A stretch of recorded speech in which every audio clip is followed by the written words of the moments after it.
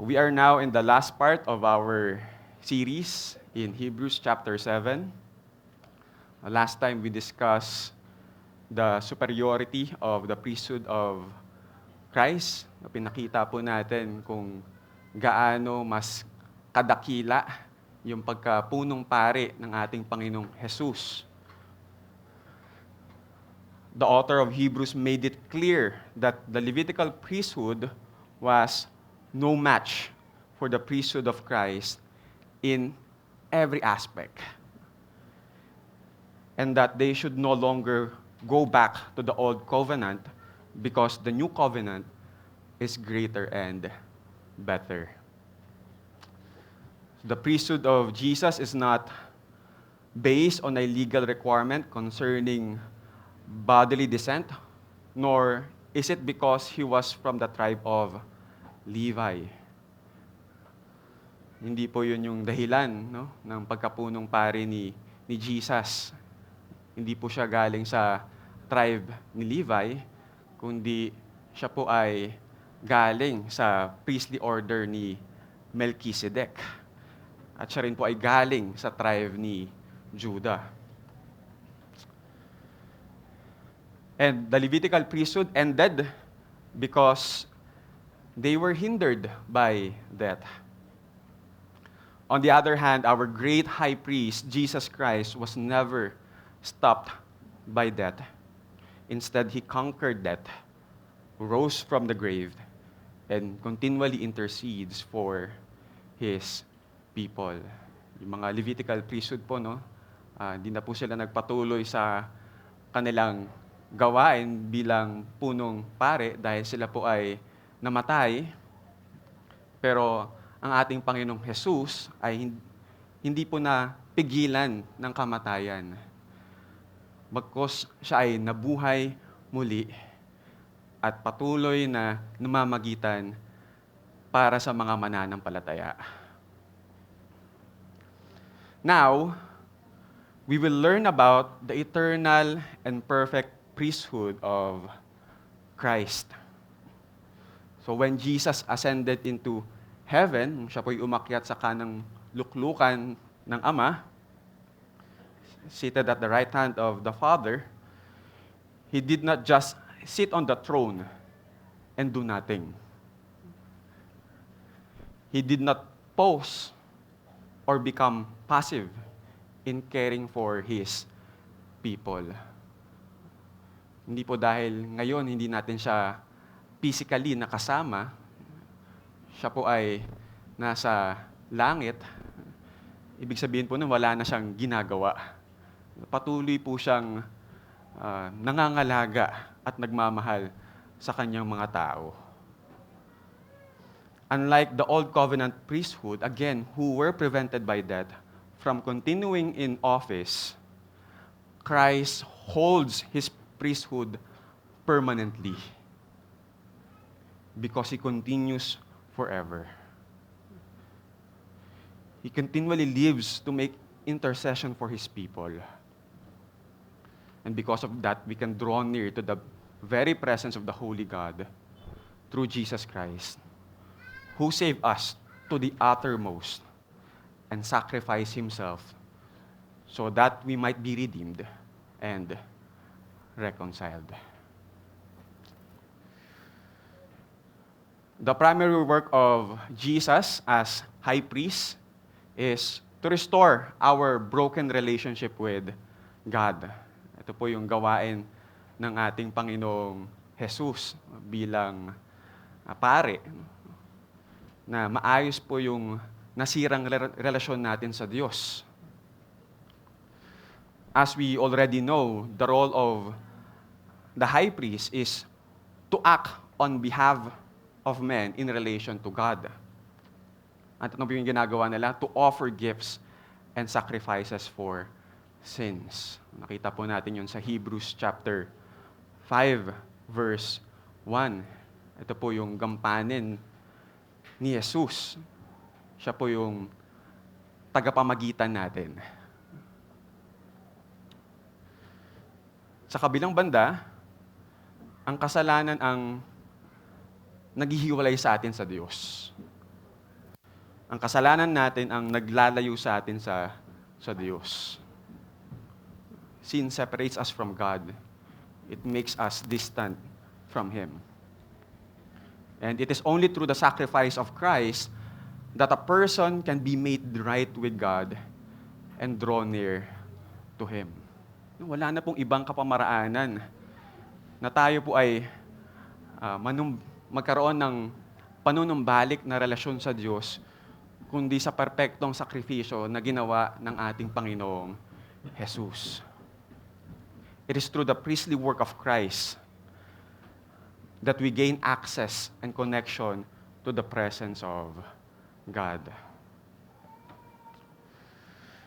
When I was preparing the sermon, I remembered the people God used for me to know the saving knowledge of Christ and to grow in the Christian faith.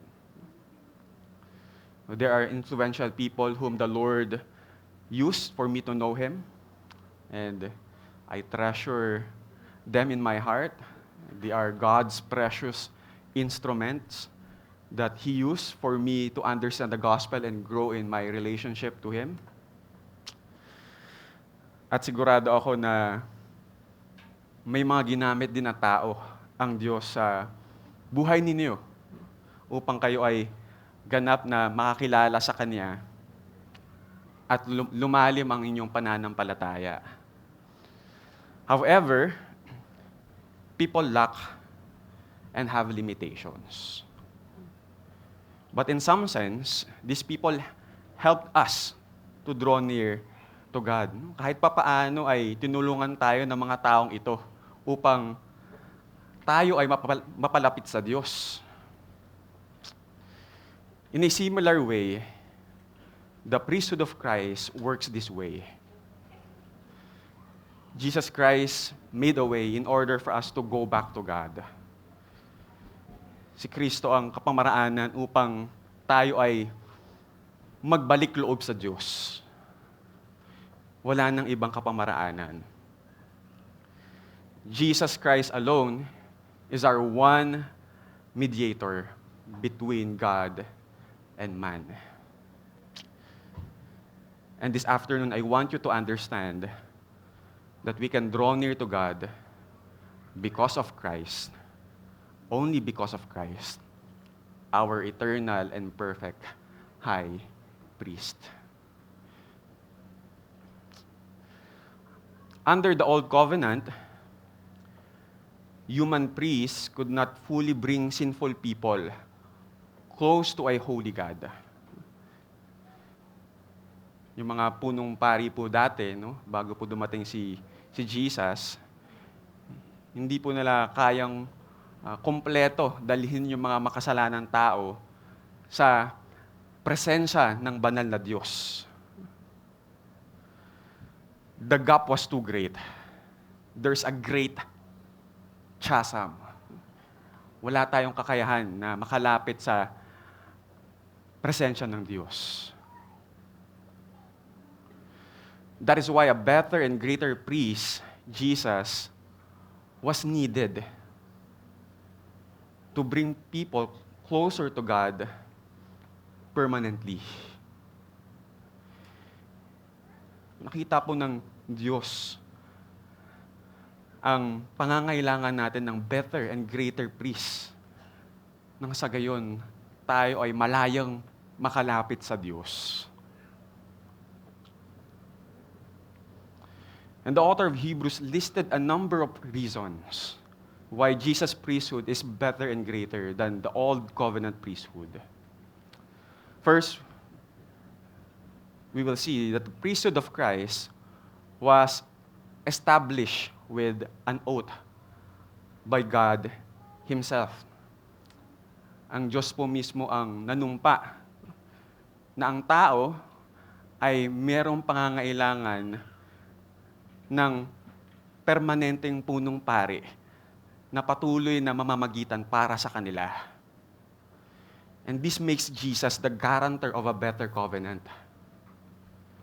Second, the priesthood of Christ is eternal and permanent. Because unlike the previous priests who were prevented by death from continuing in office, Jesus continually lives. And his priesthood lasts forever. Third, the once for all sacrifice of Christ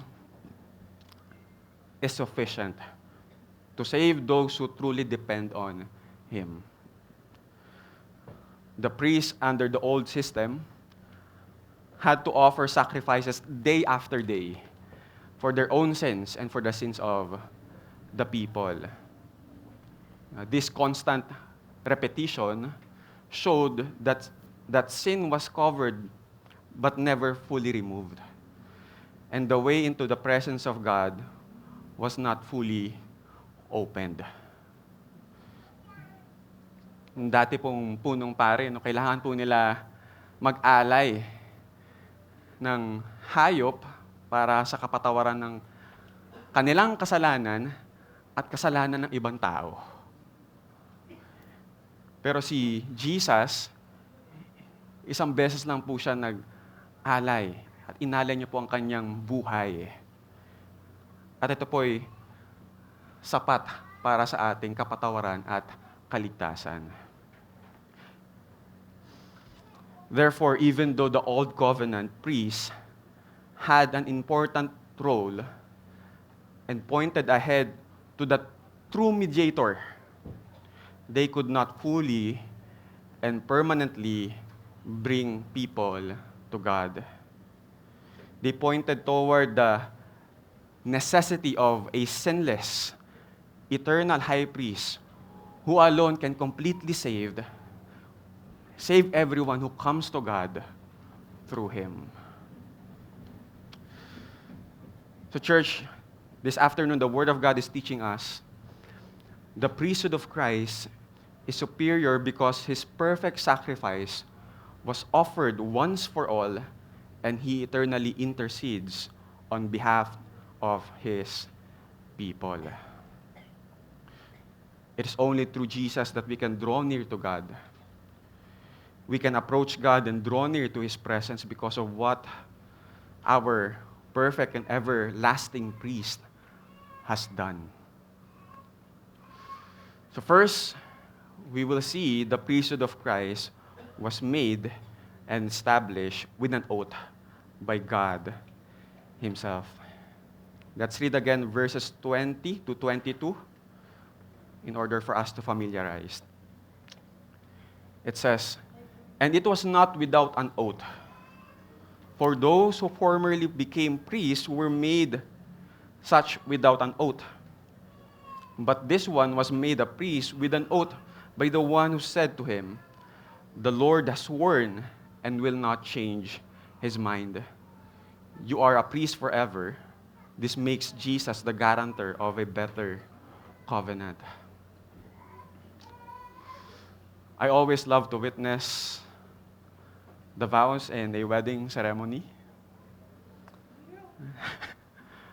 because they show and speak of the couple's commitment to each other. They stand before many witnesses and publicly promise their faithfulness to one another. Whatever happens, they seek to keep their promises to each other for the rest of their lives. Ang panata ay may malalim na kahulugan ng pagtupad sa pangako at pagiging tapat sa salita. Wedding vows are a great picture of love and commitment. But what is the difference between a vow and an oath? Ano ba ang kaibahan ng panata sa panunumpa? A vow is directed toward an obligation or action, while an oath is directed toward a person. Panata ko na gagawin ko to sa minamahal ko o sa iniirog ko habang buhay. Pero yung panunumpa, no? Ito ay nakadirekta sa tao. Ganon kalalim yung commitment ng isang panunumpa. The Jews completely understand what an oath is. Both the Old and New Testament talks about oaths. Hindi po yung pagkain, no? Kundi yung panunumpa. In Numbers chapter 30, Moses spoke to the heads of the tribes of the people of Israel, saying, "This is what the Lord has commanded. If a man vows a vow to the Lord, or swears an oath to bind himself by a pledge, he shall not break his word. He shall do according to all that proceeds out of his mouth." In the Old Testament, the Lord commanded the people to perform their vows and oaths. Ito po'y iniutos ng Diyos na ang mga tao ay maging totoo sa kanilang panata at panunumpa. Sila ay maging totoo sa kanilang salita at sinasabi. Nagawin nila ang kanilang pangako sa tao at sa Panginoon. They were to be true to their words and fulfill their promise. In the New Testament, the Lord Jesus Christ Himself speaks about vows and oaths in the Sermon on the Mount. Ganun na lamang po kahalaga at kaimportante na ito po ay pinatungkulan at tinuro ni Jesus nung siya ay naparito. This shows that they were acquainted with this particular instructions, specifically about vows and oaths. Again, God commanded the people to perform the vows and oaths they had made. As we all know, the commandments of God reflect His character and nature. He commanded them to fulfill their vows and oaths because He Himself fulfills what He promises and keeps His covenant with His people. Hindi lamang po binigay ito ng Diyos, itong kautusan na ito, para sa mga tao. Ito po ay nanggagaling sa kanyang karakter. Dahil siya po mismo ay tumutupad ng kanyang mga pangako. So in connection with the priesthood of Christ, God made a promise. God made a promise to His people, and He also made an oath, specifically concerning the priest forever, fulfilled in the person of Christ. In contrast to the Old Covenant priesthood, the author of Hebrews mentioned that those who formerly became priests were made such without an oath. God did not give the oath because He needed it, but in order to give us every surety that He will do what He has promised. The Lord has sworn to Himself, and He will not change His mind. We usually lower our expectations when someone says that they will do something but does not make a promise. If you remember when you were young, you would often ask your parents to promise when they said they would do something so that you could truly believe them. Sabihin pa natin sa magulang natin na mag-promise ka muna para paniwalaan kita, natutuparin mo talaga yung sinasabi mo.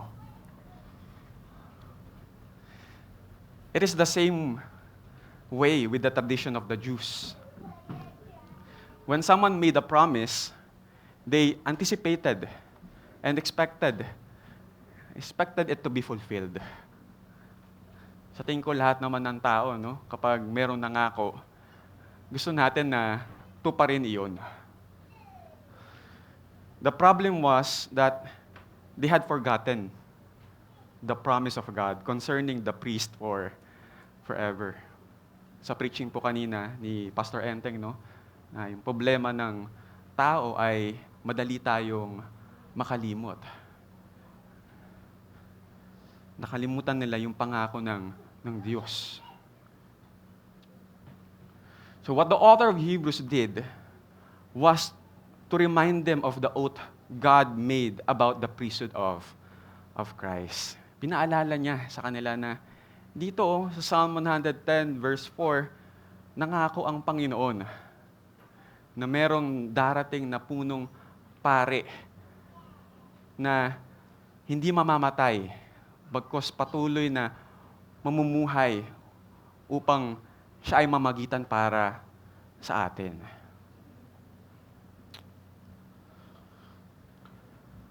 God established this oath because He saw our need for a priest who would save and intercede for us. Do we see our need for Christ as our eternal and perfect high priest? We can only understand our need for Christ when we see that what we offer and what we sacrifice will never be enough. Once we see that we cannot be saved by our performance, once we see our sin and depravity, then we recognize our need for a Savior and Deliverer. We are grateful to God that the promise is not based on the performance, based on our performance or performance of the former priesthood, but it is based on solely on the faithfulness of God Himself. Again, it is recorded in Psalm 110 verse 4, where it says, "The Lord has sworn." Siya po yung nangako. Siya po yung nanumpa. And I love this. And will not change His mind. Hindi po magbabago ang kanyang isip. Tayo po, no, kapag may nagawa sa atin yung tao, kahit nangako tayo sa kanila, nagagawin natin to para sa kanila. Pero parang sa tingin natin, hindi ka naman karapat-dapat eh. Hindi na natin tutuparin yung pangako, di ba? Bilang parusa sa kanila. Pero hindi ganun yung Panginoon. Kahit nakita niya yung kamalian at kasalanan natin, tinupad niya pa rin yung pangako niya. The Lord has sworn and will not change His mind. You are a priest forever. It is based on the perfect and unchanging promise of God. He fulfilled it through the person and work of Christ. This makes Jesus the guarantor of a better covenant because He was made a priest with an oath. We can be certain of our faith and salvation because of what Christ has done and accomplished. Therefore, the new covenant depends on what Jesus did, not on what we do. He is the surety. He is the guarantor. And we are not.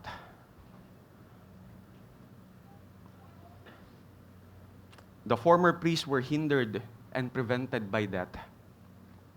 Even though they were many in numbers, the performance of the former priests could never be enough.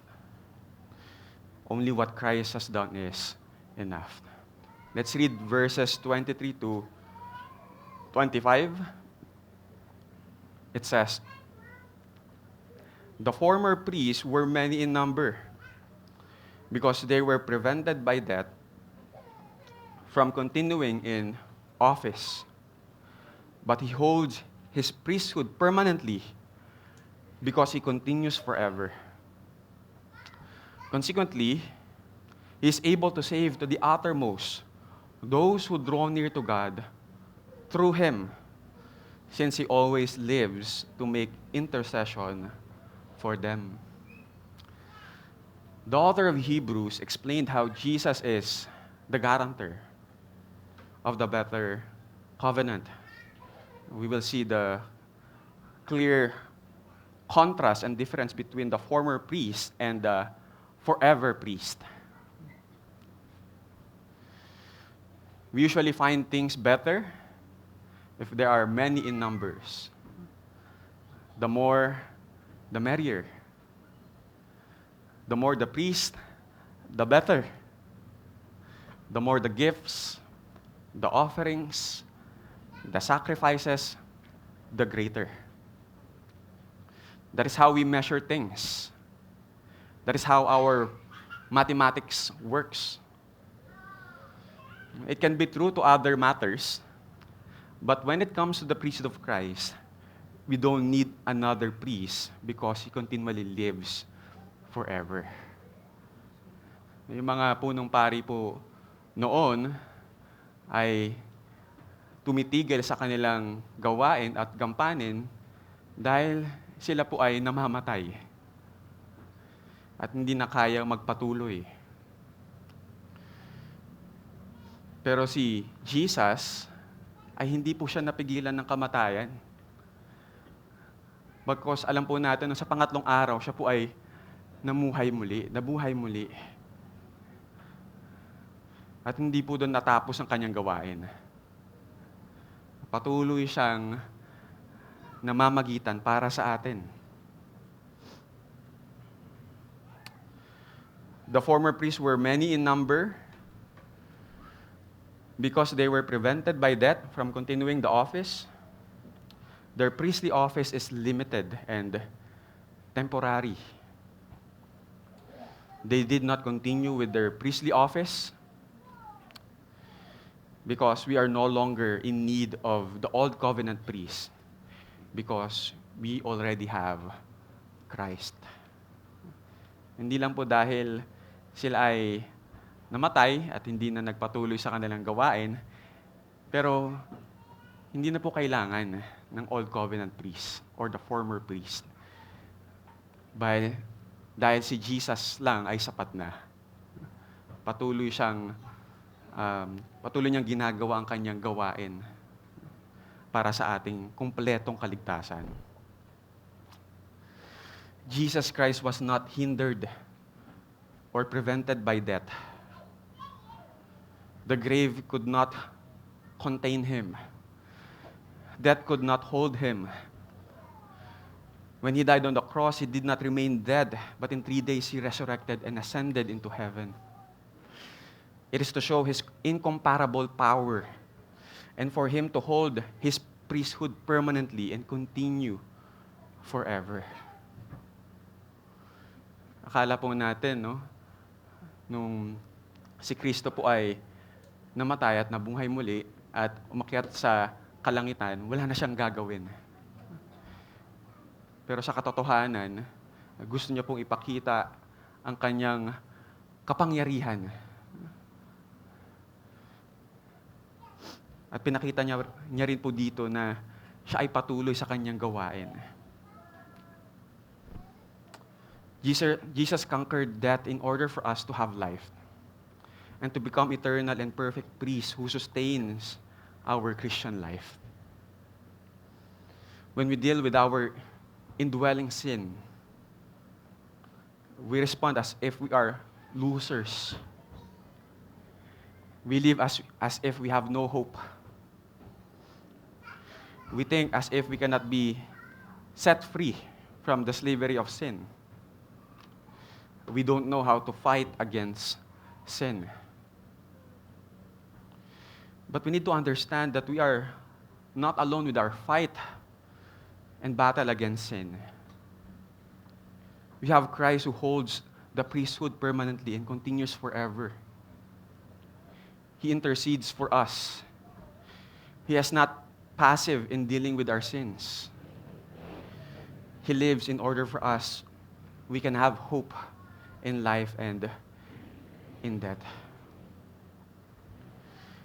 He sets us free and sanctify us in our Christian life. Ito po yung ginagawa ng Diyos patuloy sa buhay ng mga mananampalataya. Kailangan natin to maintindihan. Kailangan natin itong ilagay sa ating mga isipan. Araw-araw po natin nilalabanan ang kasalanan at laman. Akala po natin, wala na tayong pag-asa. Hindi na tayo makalaya sa mga mali nating ginagawa.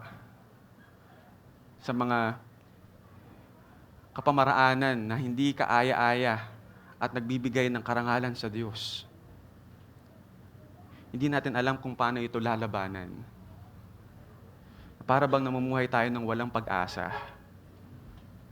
Pero kung titignan lang natin si Jesus, sapat na ang kanyang ginawa para sa atin, para mapagbayaran ang ating mga kasalanan, upang tayo ay magpatuloy na mamuhay ng merong katuwiran at kabanalan. Hindi natin ito magagawa ng sarili lang natin, kundi kailangan natin ng pagkilos ng ating Panginoong Hesus araw-araw sa ating buhay.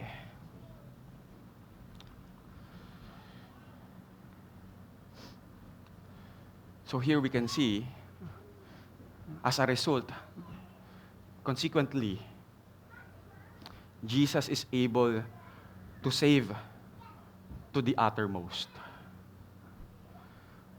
who draw near to God through Him, since He always lives to make intercession for them. He saved us from all we need saving from. He is able to save those who come to the Father through the Son. In Jesus, there is a complete security and full assurance of salvation. Ito pong verse na ito, marahil ilan sa atin alam na ito, no? Jesus is able to save us to the uttermost. And we usually interpret it na si Jesus ay merong kakayahan na iligtas tayo sa kailalim-liliman, kasulok-sulukan. Kumbaga, kung tayo po ay nalulunod, kaya tayong sagipin. Kahit gaano ka pa kalalim na lunod. Pero we can see here, no, Jesus is able to save to, not from, to the uttermost. Ibig sabihin po nito, mas maganda po ito, no, na kaya tayong iligtas ng ating Panginoong Hesus sa lahat ng bagay na kailangan natin ng pagdiligtas.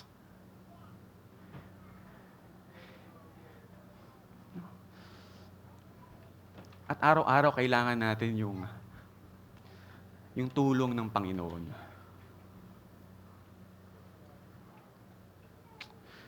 So if you still doubt that we are in need of Christ, our eternal and perfect high priest, the author of Hebrews persuades us even more that there's no one else who is fitting and faithful to accomplish the work of the priest.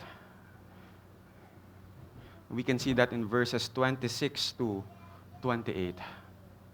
It reads, "For it was indeed fitting that we should have such a high priest, holy, innocent, unstained, separated from sinners, and exalted above the heavens. He has no need, like those high priests, to offer sacrifices daily, first for his own sins and then for those of the people.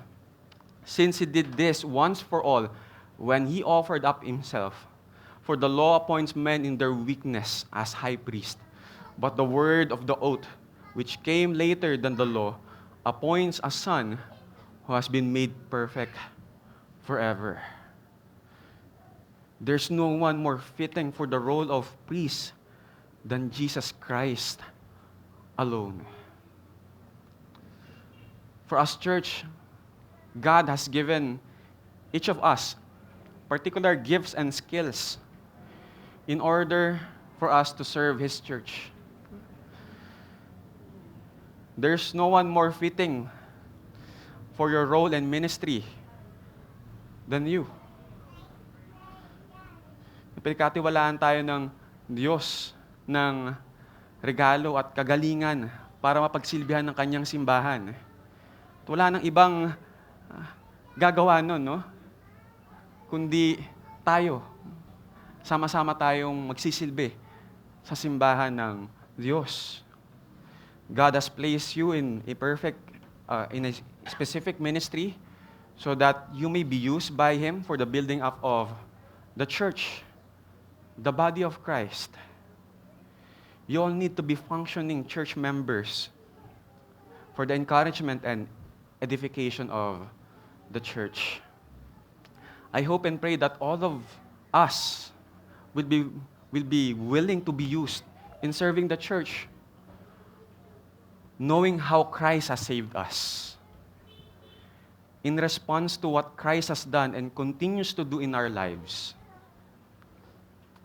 may we willingly and faithfully serve Him. In a similar way, although it cannot really directly compare with what Christ has accomplished, no one can do what Christ has done. We have a high priest who is holy. Siya po ay banal. Siya po ay naiiba. Innocent. Walang kasalanan at walang kakayahan na magkasala at magsinungaling. Unstained. Hindi nabahiran ng kahit anong karumihan. Separated from sinners.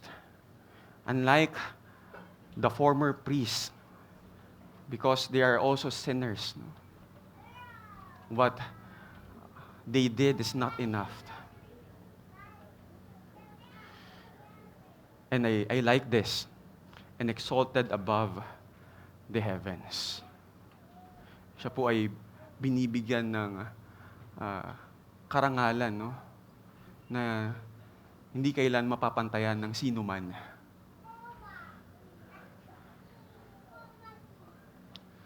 Christ is far more superior in His personal character than any earthly priest.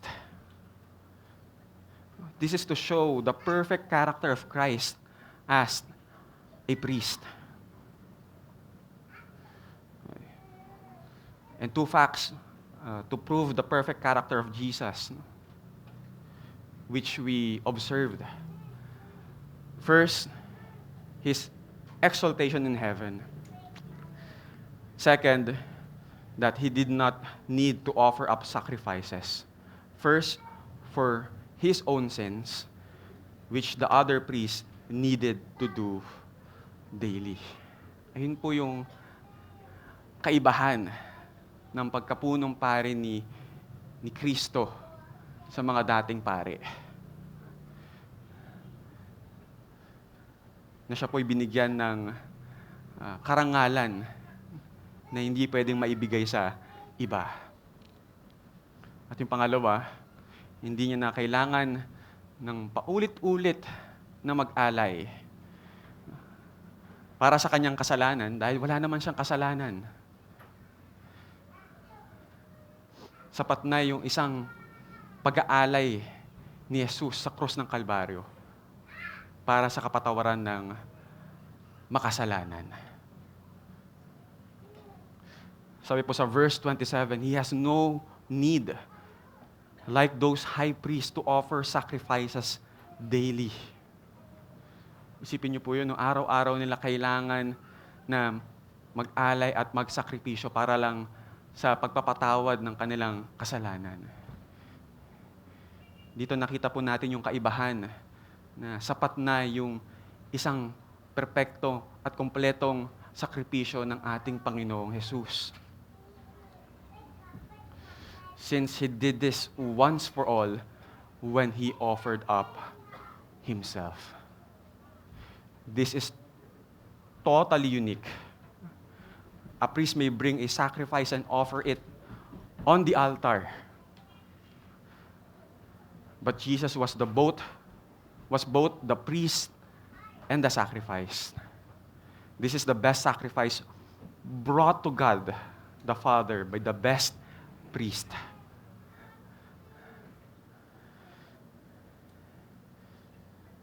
Verse 28.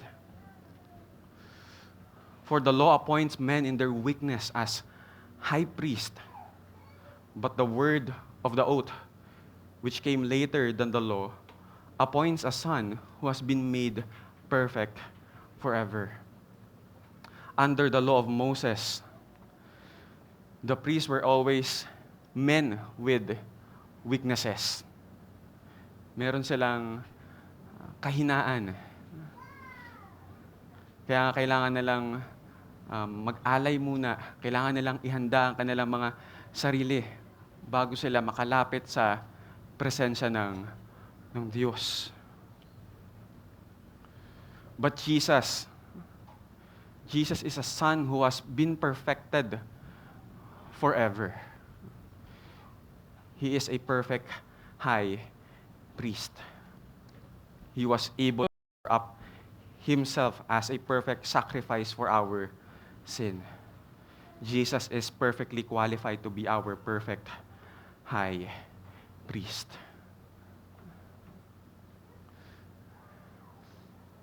Siya lamang po yung kaaya-aya sa harapan ng Diyos.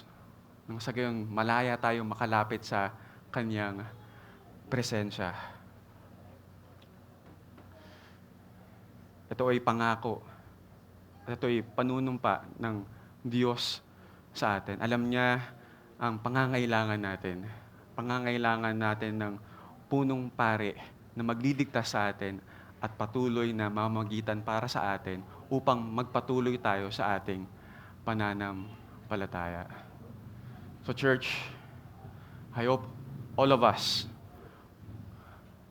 grow in our understanding of the priestly work and role of Jesus Christ as our eternal and perfect high priest. For it changes everything. It changes how we see our salvation.